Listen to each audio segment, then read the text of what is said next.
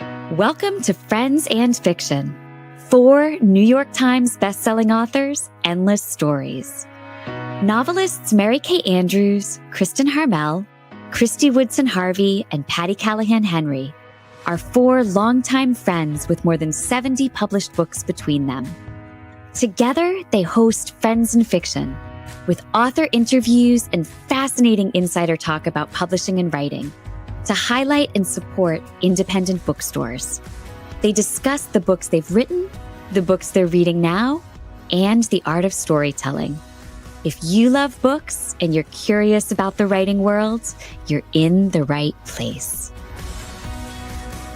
Hello, everybody. Welcome to the Friends and Fiction Show. I'm Mary Kay Andrews. And I'm Ron Block. And this is Friends and Fiction, 4 New York Times bestselling authors, endless stories to support indie bookstores, authors, and librarians. Yay. If you're not with us already, we hope you'll join our Facebook group, which is more than 280,000 members. That's so hard to grasp, but it's so cool. Strong. We'd also like to invite you to follow us on Instagram and YouTube and to subscribe to our Substack newsletter, which is full of awesome bonus content. You can find out more about our community and all we have to offer at friendsandfiction.com. On this episode, we are so excited to welcome Adriana Trigiani to discuss her new novel, The View from Lake Como, which was just released July 8th. Now, let's give you a little bit of background on Adri. She is the New York Times bestselling author of over 20 books of fiction and nonfiction, including The Good Left Undone, The Shoemaker's Wife, and Lucia. Her work's been published in 38 languages around the world. An award-winning playwright, television writer, producer, and filmmaker. That's a lot. Wow, I know. Adriana wrote and directed the major motion picture of her debut novel, Big Stone Gap, adapted her novel, Very Valentine, for television, and directed the award-winning documentary, Queens of the Big Time, among others. That's for starters. I believe I can guarantee you that she doesn't sleep. She doesn't sleep. Anyway, okay, you're going to make me say this, aren't you? Yeah, I am. You have to say it.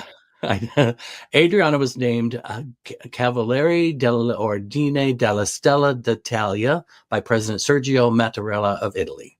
Adriana grew up in the mountains of Southwest Virginia, where she co-founded the Origin Project, a year-round in-school writing program that has served over 25,000 students since its inception in 2014. She's also honored to serve on the New York State Council for the Arts. She lives in Greenwich Village with her family. And her new novel, The View from Lake Como. Did we mention that? The View from Lake Como was just released July 8th and follows one woman's quest to build her own life before it's too late. Hey, Greg, can you bring Adriana on? Hello. Hello. 2 of my favorite people on planet Earth, even in this melting state, in this 500-degree, I don't even know, you could fry an egg on us. Yeah. I read yesterday somebody had a recipe for baking a lasagna in your mailbox. That's funny. That's funny. I like it was an Italian lasagna. Yeah. It wasn't a tuna casserole. We call her Adri, but her real name is Adriana. Mary Kay, can I just have a moment to say how much I love you? Oh, I love your work. Oh, thank you. I love your soul, your essence, the person who you are, your magnificent beauty, which we've all noticed because we're now on the treadmill with you. Ron included. And Ron, our delicious Ron, who we've known for, 25 years. At least, yeah. At least. Yeah. Well, that's so sweet. And we love you back. So, and we're so happy to have you here with us. Let's dive in. And of course, we're going to start with our favorite question at F&F. What is the view from Lake Como about? It sounds like I was going to ask, what is a view from Lake Como? But then what's it really about? Well, I looked around the world because, we do this as novelists. We look around and we say, okay, what might the world need from me this go around? And I had done a big, massive historical fiction, which, by the way, I never knew these things were called historical fiction because there's a modern story. And forgive me, I'm a little slow on the uptake. But I thought about it and I went, you know what?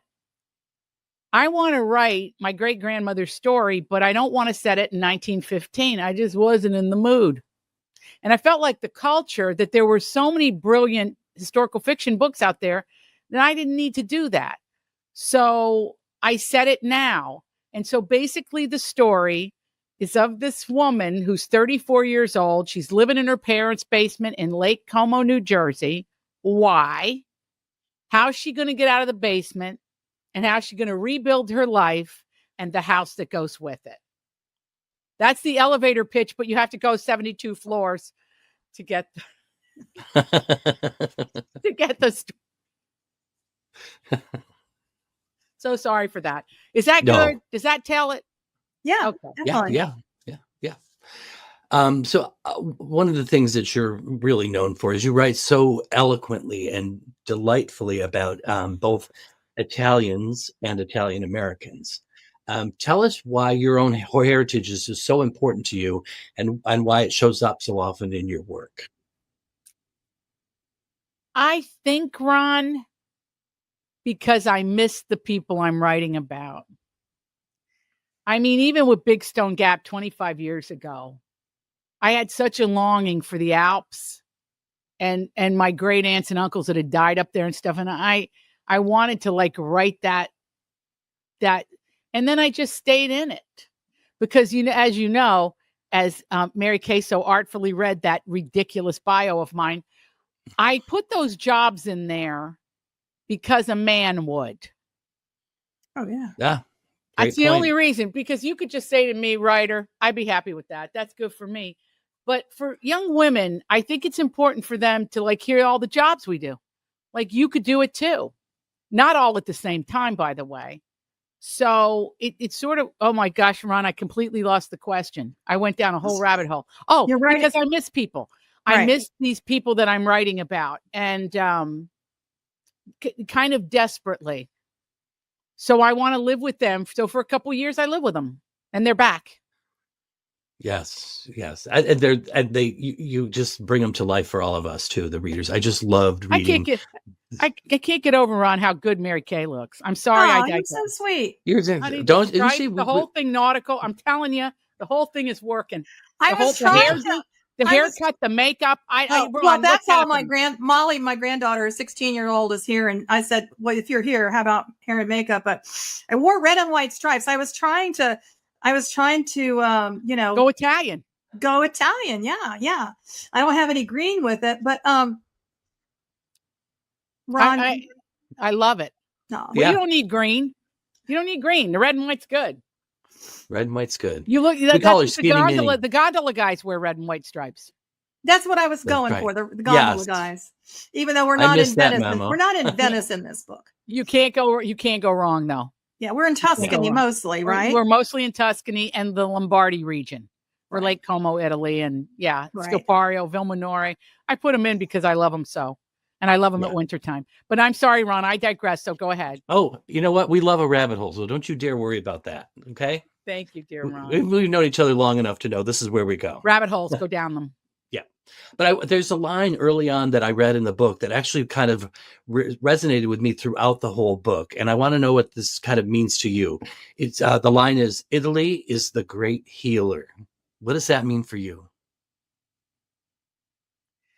It means that I know in the world when I'm sad or suffering or teetering, that there's actually a place in this world where I know I find my bliss. And for me, everybody associates Italy with like the kind of the Capri and Positano and Tuscany, but I like to be in the dead of winter on the mountain, sleeping with the doors open on my little ski room in a little ski chalet.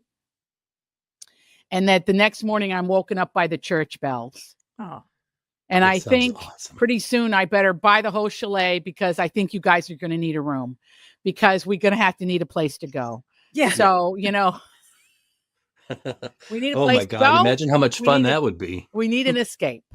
And so for me, it's my family. It's my people. It's my cousins over there. It's their legacy. It's the way they are. we have to live right to get to the other side so we can be reunited with these people. We have to do it. We have to do it. And nothing should keep us from that task. Right. But in the meantime, we got to find happiness on earth. That's What they would want for us, right? Yeah, that kind of harkens back to The Good Left Undone, doesn't it?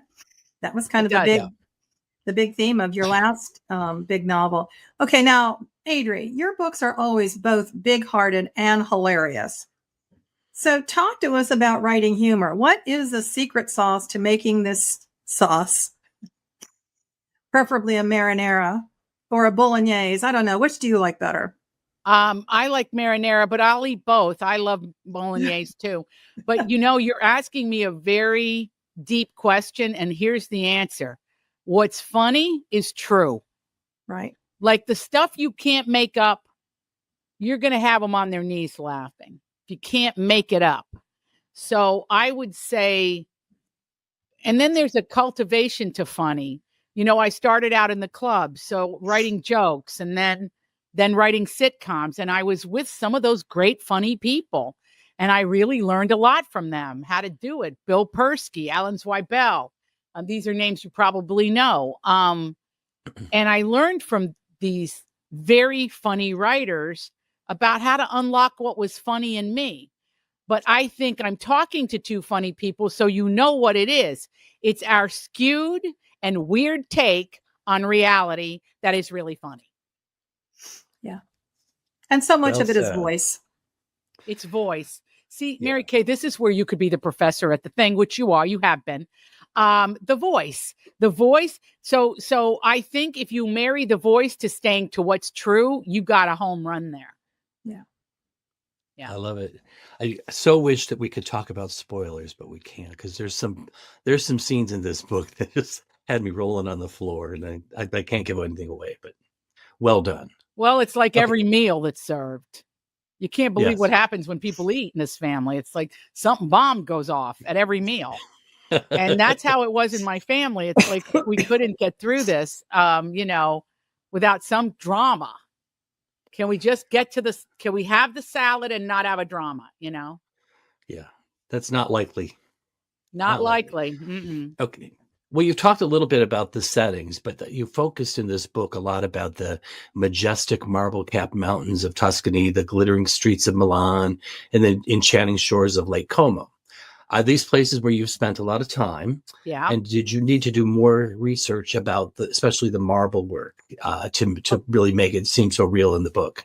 Some of the best novelists I've ever met don't go to where they write their books or where their books are set.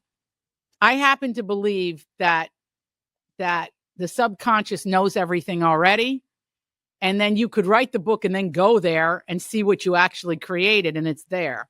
Because I think that's how deep the bond of this subconscious mind is throughout humanity. But however, I need it.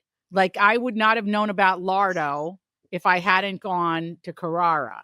So, and then also for me to describe the way those mountains look, that's what it takes me a lot of time. I love the chestnut scene where they're driving along and she could see them glittering in there, and she gets out and fills a baggie with it because we always travel with an extra Ziploc bag. Of course. And she fills it up because I'm Italian and we don't know what we're going to find. It could be roadkill, but we could have it for supper. So you fill it and then you have it. Those are the things that I believe bring a kind of a sensuality to a novel. Right. The reality of being there. However, like I said, I mean, I once read a book and I asked the author and he said, no, I never was on a boat, but he was like, he was a skipper. I don't know. So it's interesting. The imagination's bigger than all of this. Don't you think? Yeah. I do too. Sometimes. Okay. Now Ron mentioned Lake Como where George Clooney hangs out, apparently. Did he check in with you while you were over there? Well, I like the fact that I'm publishing a novel that doesn't mention him. Okay. I think he's really cute and I think his wife is beautiful and I'm sure the children are beautiful, but I left him out. I think he probably appreciates that. I don't think he wants people stopping the boat probably on the not. lake to look at his house anymore. Yeah. Okay, but let's talk about the other Lake Como, that tiny seashore hamlet of Lake Como, New Jersey, sandwiched between Belmar and Spring Lake at the Jersey down the shore, where incidentally, Ron and I and the rest of the crew, we were just in Manasquan for the launch of Kristin Harmel's new book. Yep. Beautiful Booktown. Yeah, we Yep. love Friends at Booktown. Booktown. Yeah, yeah. How did you become familiar with this other Lake Como, and why did you choose to juxtapose the two locations like that? 15 years ago, my husband and I went to a wedding in Spring Lake. And we took our time kind of crawling back to New York. We stopped in all these little towns. And the church where the wedding was St. Catherine's. Huh? And it entirely built of Kurrara marble. And I returned there several times because I was so awestruck by this beautiful church, which was actually built by a Scots-Irish Englishman to honor his two daughters. He was in the coal mining business. That also intrigued me. So then I went down that. Now, this is everything. You try to tell folks this and they think you're crazy, but it's a thread you start. It's like you're starting to knit. Right. And you begin it. Sometimes you put those needles aside and you pick up something else, but that's where it started. So I kept going back there. And then I heard about Lake Como. I wanted to see the Lake Como in New Jersey. And I learned of the story of the town, and you can't make this up. I believe like every story, every novel needs a historical backdrop. Do you, don't you? I mean, if you read Sally Rooney, you don't. If you read somebody else, you do. I mean, it just depends. With me, I think you need it. So in 2005, South Belmar, which was the property values were slipping. Everybody in town kind of knew each other. They decided to come together and change the name of the town, thinking like it would be a new dress on an old toy. Okay? Yeah. Hotsy-totsy. And it worked. And I thought, well, that's exactly what Jess has to do in the novel. She has to find a way to reinvent herself and yet stay true to who she is. So that's how that got married. But I was stunned that the people had the guts.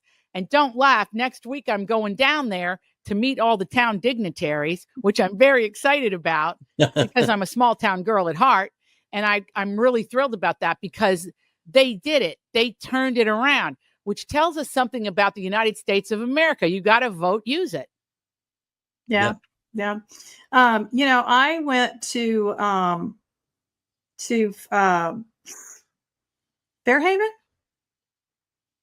New Haven? No, Spring Lake. When I was there, I did a signing years ago. Actually, I was there when Molly was born 16 years ago. And Meg Walker, our managing director, who set up the signing, said, this is the Irish Riviera. And now the book tells me it's the Italian Riviera. So I don't know who to believe. The Italian American Riviera is the entire Jersey Shore. Yeah. I mean, we put our flag on that, but no, you're right. The Irish Riviera, that's hysterical. Well, Spring Lake is elegant. Yeah. Very elegant. Lake Como was working class, but I don't know how. I can't wait to go down and ask them about their properties and things there because it's interesting to me, these little towns. And then there's Belmar, and Belmar is pretty big.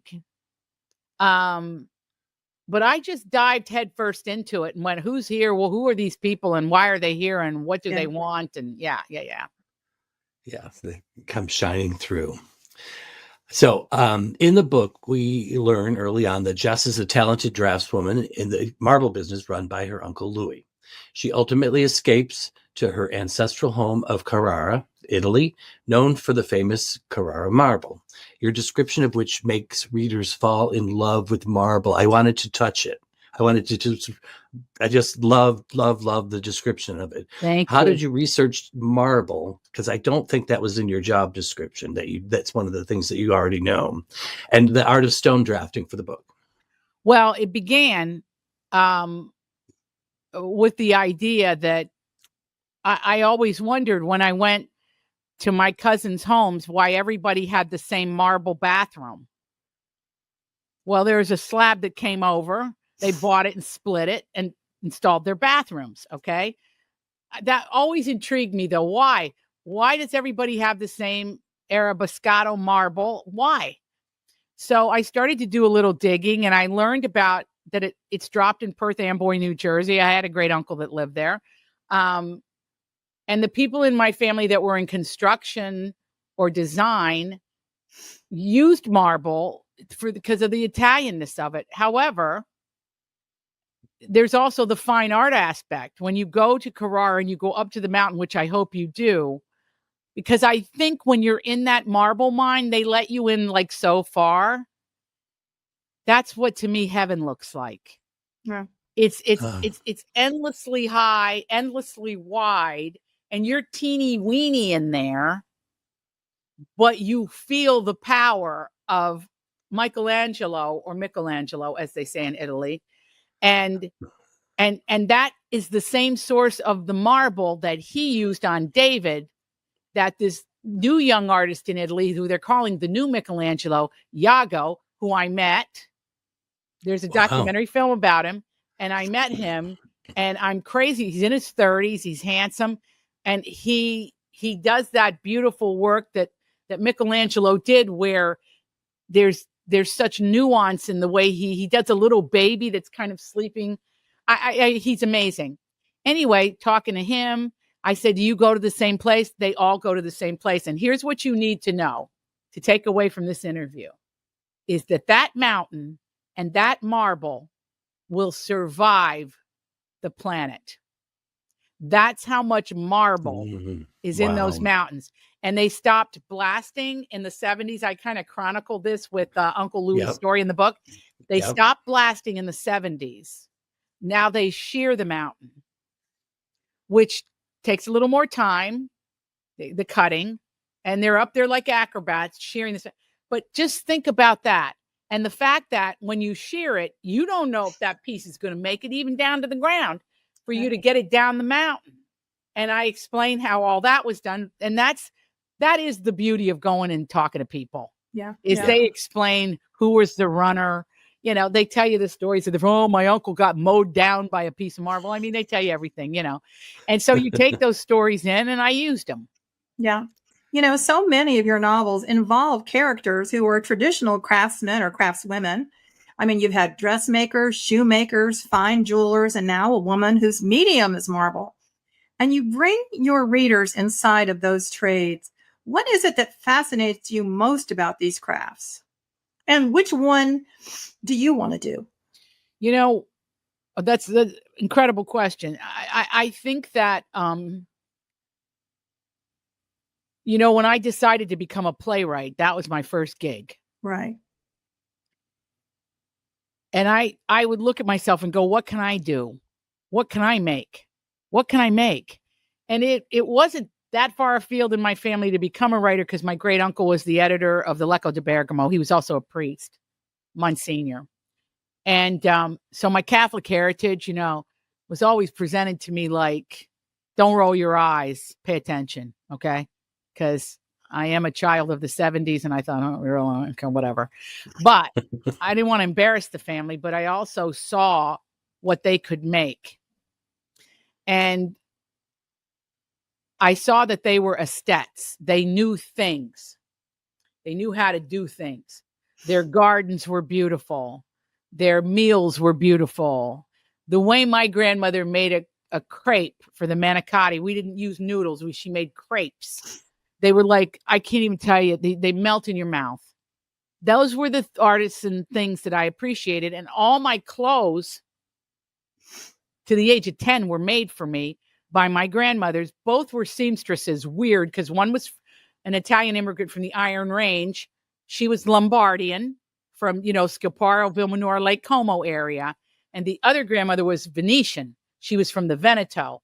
Now that one, Viola, ended up owning her own factory because she started at the age of 14 as a forelady. Poor. These people were workers. My grandmother, had she gone to college, forget it. The gloves are off. She was really tough. But she also had a vision. But I noticed that Viola really relied on education to teach her the aesthetic absolutes, while Lucia of Lombardy, it was born in her. Her husband was a shoemaker. My father was a garment manufacturer because his parents were garment manufacturers.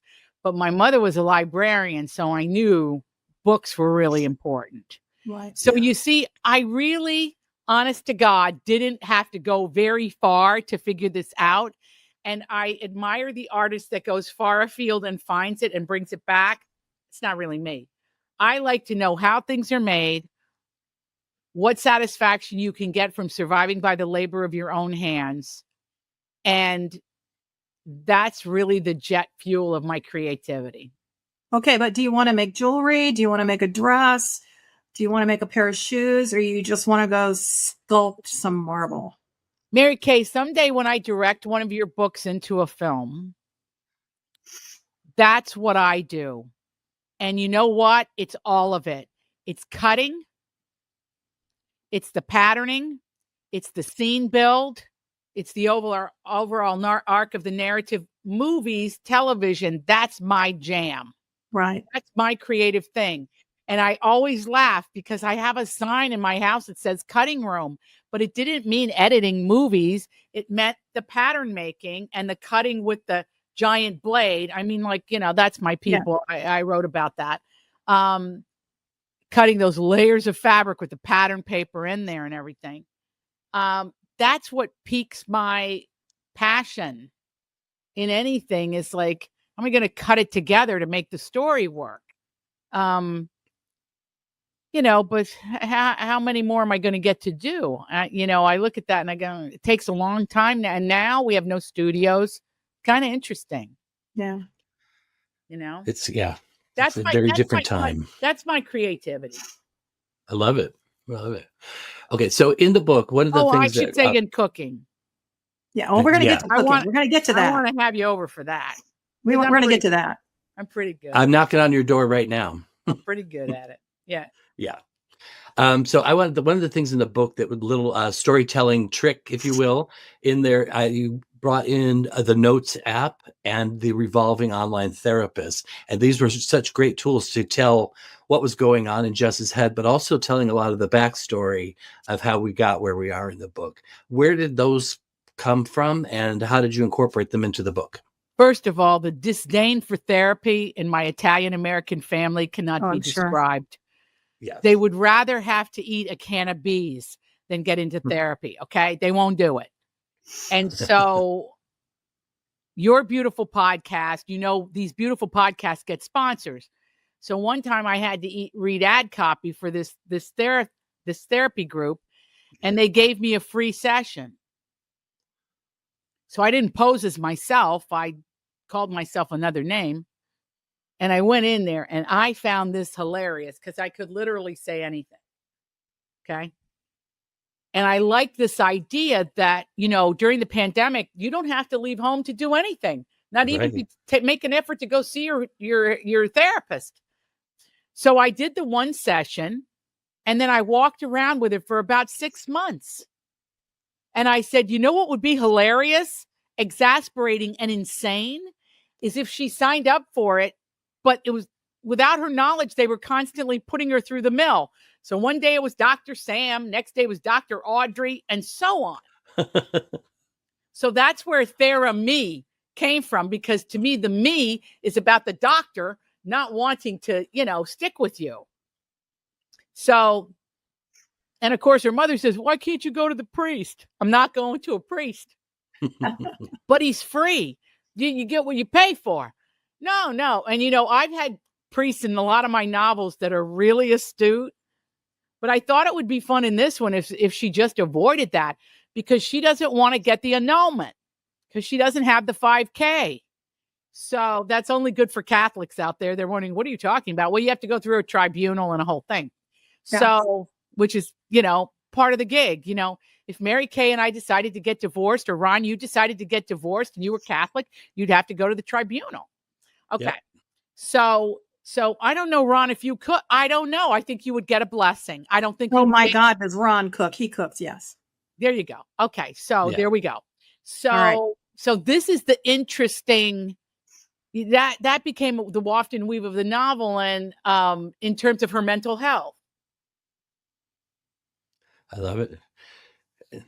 And the Notes app is so interesting too on the phone, like her journaling. So that came from one of her therapists that gave her that advice to start journaling on her phone, right? And she started doing that. And then she had to draw herself. And everybody that sees that rendition of her face goes, that's not you. That's Because not she's you. writing the pain. She's drew the pain on the page. Yep. You know, you two will know this better than anybody. But in Big Stone Gap, I did this. I had to find a way into that. I didn't know what I was doing. But I had to find a way into Ave Maria. So I had learned the ancient art of Chinese face reading from June Lawton at the Millbank House. She was at my boarding house that I moved into when I moved to New York City because I couldn't afford an apartment. And boy, is that the gift that keeps on giving. Anyway, she taught me the ancient art of Chinese face reading so Ave Maria could do it. So that's how she described. You know, one of the tough things in a novel always is what do these people look like and how do you artfully get that into the book? Now, our dear friend Taylor Jenkins Reid never describes people. You fill it in, which is very satisfying. But I don't have the acumen to do that. I have to think. So I thought she's a draftsman. She could draw herself for Theramine. Now you see her. Yeah. Isn't that interesting? Yeah. Her bad clothes, her bad hand-me-down clothes, because she's depressed. Wearing her 6-year-old clothes. All in black. All black. Yeah, you totally do describe people really well. Like you always have someone like Angelo in your books, which Mary Kay we will tell appreciate. you. Mary Kay will tell you, I have no idea what I'm doing. At 21, I have. And you know what? What I think people love about me is I don't really care about that. I'm just trying to tell you a good yarn, good story. But I don't really have a plan. I just went, geez, you know, I'm reading so many good historical fictions coming. I'm going to write a contemporary comedy. Yeah. And hopefully your editor goes along with it. Yeah. Let's talk about the food. We got to talk about the food. As in most of your novels, the characters are making pasta. They're sampling cheese. They're eating gelato. They're sipping wine. I mean, I'm turning the pages and I'm smelling garlic on my fingertips, Adri. Yep. It's realistic. Now we know you've written a couple cookbooks. When Ron and I show up at your door, what are you going to fix us? Well, in this heat, I'm going to start you off with a cocktail. Okay. I'll either serve a fuzzy navel, which was Viola's favorite cocktail, or I would do, and she used to do fresh juice with that, like fresh orange or peach. She'd squeeze the peaches. I probably won't go that far, but I think a good Negroni. So guys, put your feet up, take your shoes off, put your feet up. Then I would I'd have a charcuterie board, but in this heat, no. It would be a cold salad. And I would do my mother's, which is she would slice oranges, take the peel off of it, very thin on a platter. I would have oranges and blood oranges because blood oranges have a more dense taste to them. Yes, they did. More citrusy. And then I would drizzle them in a little bit of olive oil, a little bit, and crack black pepper on it. So that would be your first course. Okay. In the heat. Then I would make my classic pasta with mint and peas. Mm. And that and Jess is eating pasta with mint and peas in the book, right? She is. That's one of my favorite. That's one of my favorite. Yeah, that's one of my favorite recipes because it's one pot. So you boil your pasta. You throw a bag of frozen peas in at the last stage of it to cook them. Then you drain them, never rinse, drain, make a twirl of it. And then I put a concoction of sauce on there that is butter, lemon, and mint that I've crushed between my hands. And a little pepper, and then you're off to the races. Then, yes, indeed. Yeah, so that's good.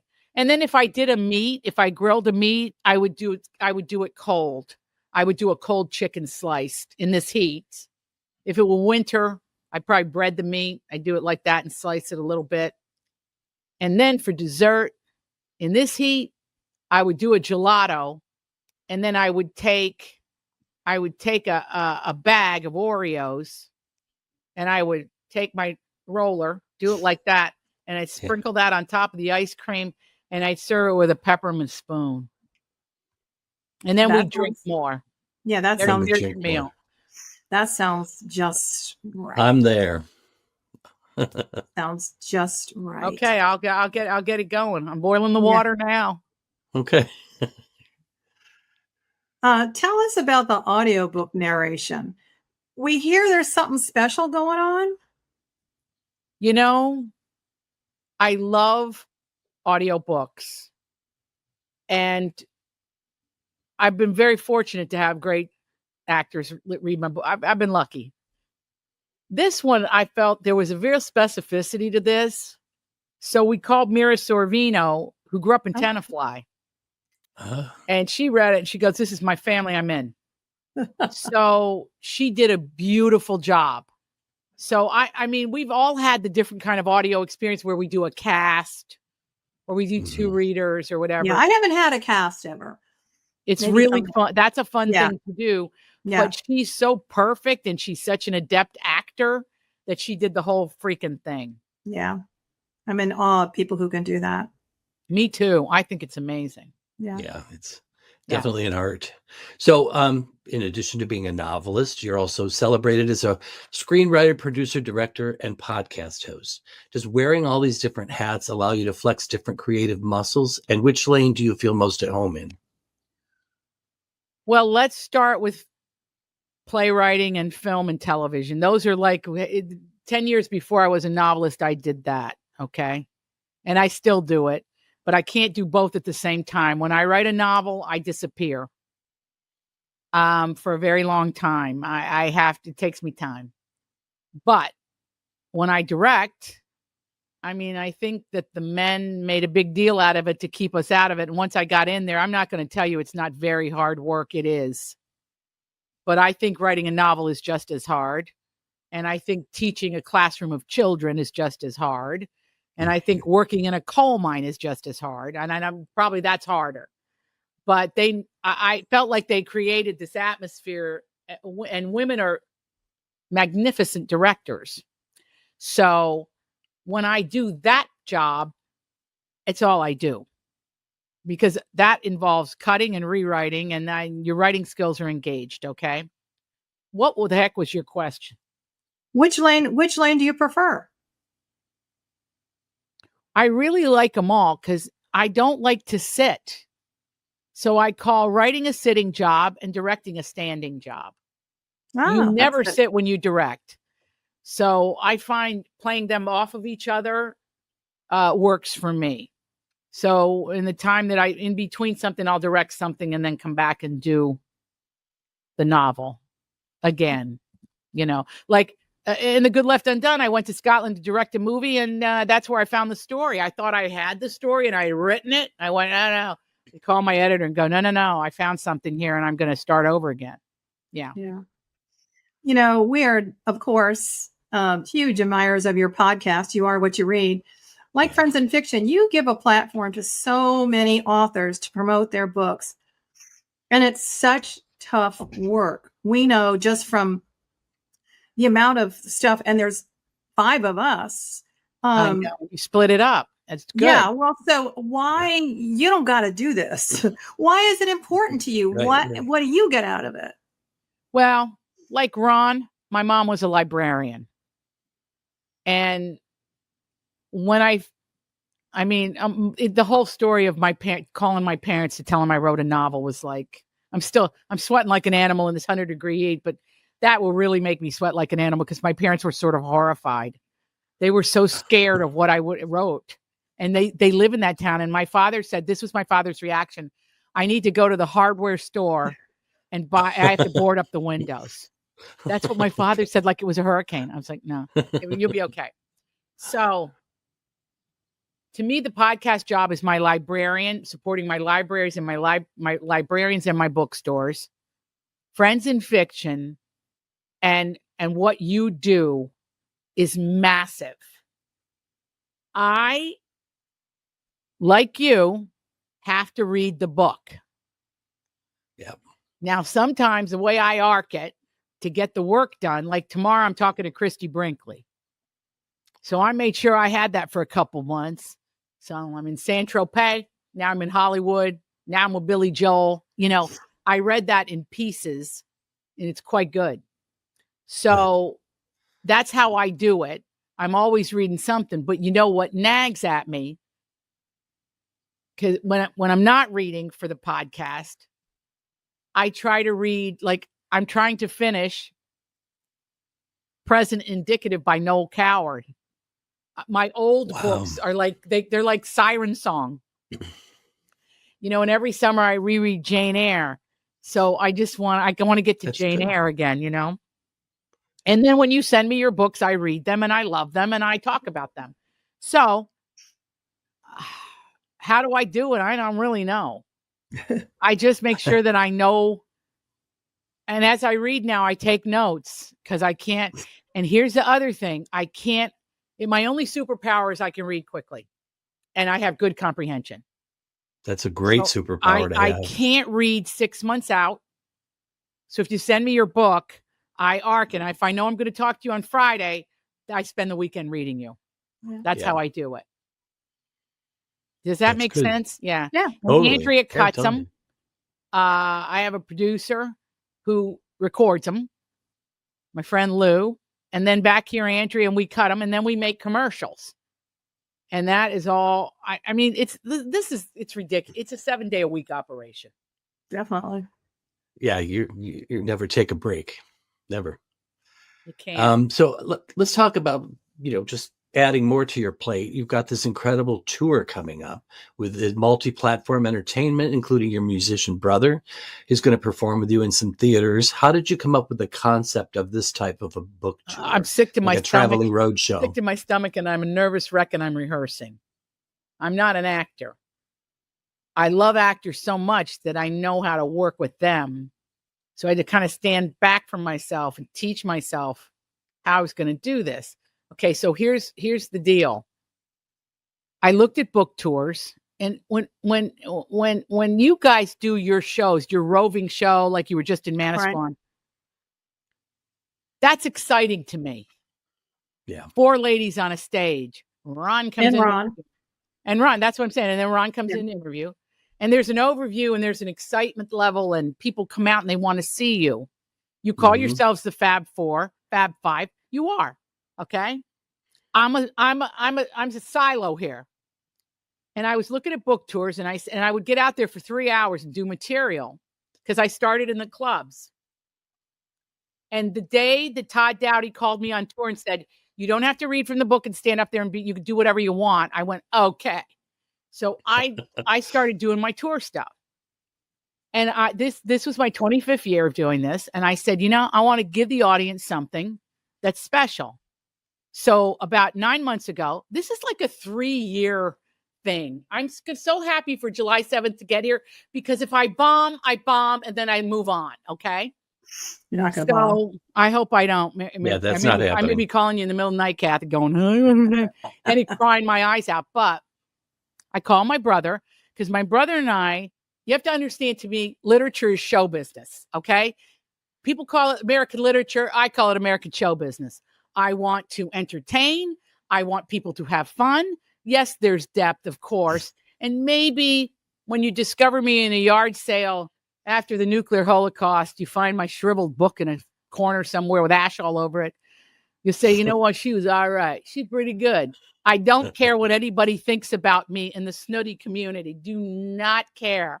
And it's so funny, even when I have the snooties on, they walk away educated. They've been schooled and that nonsense. Anyway, so I said, I want to do something big, but I want it also to be intimate. So I wrote a show. I called my brother and I said, we're back on the boards. And he's like, I don't know if I want to do this. I said, you have to, because I'm his sister. I told him, I said, you have to do it. I said, Michael, someday we're going to die. If we don't do this, we will always wonder.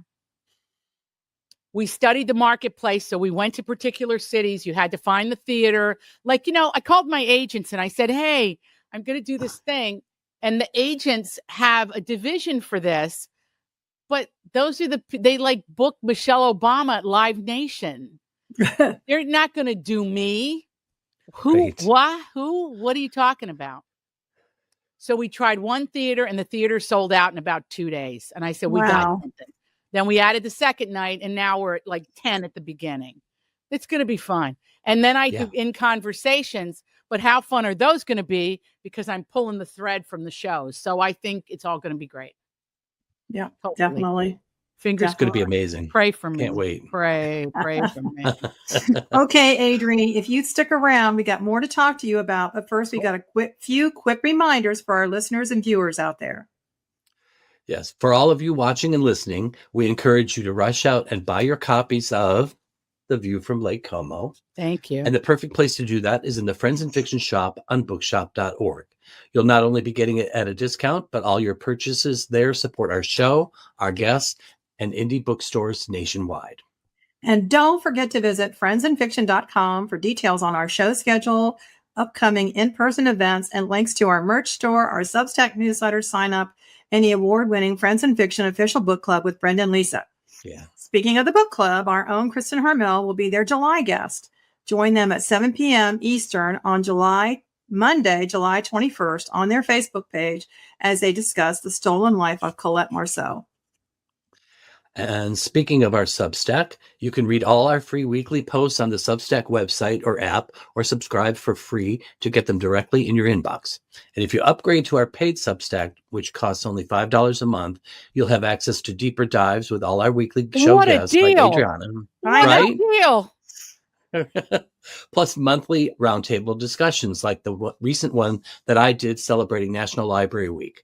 Plus bonus Q&As with additional authors like the recent ones we ran with Sarah Penner, Jill Santopolo, and Susan Mallory. If you enjoy tuning in for our weekly author interviews, this is a big way you can support us for about $1 a week. That's it. Check us out at friendsandfiction.substack.com. Yeah, and Friends and Fiction has recently partnered up with Talitha Coffee, a woman survivor-founded company based in California. With a deep passion for combating human trafficking, Talitha's co-founder, Jenny Barber, was determined to make a difference after witnessing the devastating intergenerational impact of the issue from a young age. Every time you buy Talitha Coffee, you help change lives through hiring, training, and comprehensive support for survivors of sex trafficking. Join us in making a difference one cup at a time. To mail order Talitha's ethically sourced, intentionally roasted coffee, visit www.talitha.com/friendsandfiction. It's a good cause. Yeah. Good thing. And it's delicious too. We had some in Myrtle Beach. It was delicious. Okay, back to you, Adrian. Where can we catch up with? We talked a little bit about your opening shows, but then you said you're going to be around the country. So tell us a little bit more about that. Well, I am coming and to how do people Cuyahoga. connect?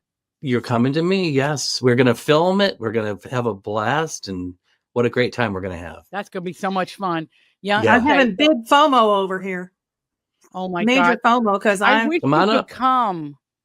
Why don't you come to Atlanta? Well, I did last time. You know how they are. I know. So I'm going to Buxton Books in South Carolina because I haven't been there. But I'm going to do Patsy's Italian Restaurant. That's Frank Sinatra's favorite restaurant. They added a show, so there's 2 on the pub date. I'm going to be at RJ Julia. The Lake Como show is in Clinton, Connecticut. It's at a theater, right, Andrea? And then Long Island, Malloy College, Doylestown, Pennsylvania, at Delaware Valley University. That you see what we did? This is why it took us years, because we had to go in these communities and find a space. Okay, East Providence High School, I'm excited about that. The air conditioning is working. Northvale, New Jersey, Kenny, that's not with the band. And then the band is Staten Island. That's a biggie. Spring Lake. Yeah. And then I go to Traverse City for the National Writers Series that you've done. Youngstown. Then I'm with Ron at Cuyahoga, Loganberry Books. And then a private event with the Northern Ohio Italian Americans. That's going to be a drunken bacchanal. It's going to be something else. Then Cavallos. And, Kathy, I should say, Mary Kay. Sorry, I say Kathy. You guys have to do Cavallos. I'm going to make that happen.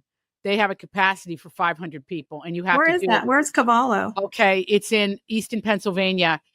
It's owned by Brando Cavallo, and it's the most delicious food, and like it's a palazzo, and you got to do it. Then I'm going to go to your hang, browse about books.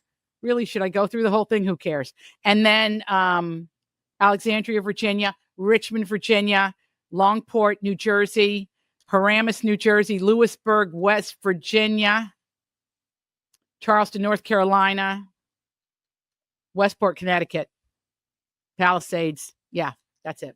Yeah, you're going to be everywhere. All You're right. going everywhere. Okay, I just boarded our entire audience with that list of stuff. No, everybody. I felt bad. Like if I didn't mention Ron, then I had to mention everybody else. Check out Adri's website for all the tour dates. And Adri, thanks so much for joining us. We know you're crazy busy this time of year. It was such a pleasure catching up with you today. And thanks for being with us, as always, on Friends in Fiction. Thank you so much. And I love you from the bottom of my heart, both of you and all the girls. Love you back. My love. Kristin, we're trying to push out all the books we can out the door. Yeah. Yes. And it's all that love goes right back to you, too. Thank you. I feel it. Very special to all of us. Okay. Be sure to tune in next week when Mary Kay, Kristy, Kristin, and Patti will all be together live to welcome the one and only Lisa Scottolini to discuss her new novel. Can I come? Right? Yeah. Yeah. Come on. I'll tune in. The Unraveling of Julia. That show will air live on the Friends in Fiction Facebook page and the YouTube channel on Wednesday, July 23rd at 7 p.m. Eastern. And it will be published to our podcast for your listening pleasure on Friday, July 25th. Yeah, we're going to have back-to-back Italian. What could be better than that, What right? could be better than that? People are going to be really craving that Parmesan cheese. Oh, just my God. right now. Everybody, thanks so much for being with us tonight. We'll see you next time.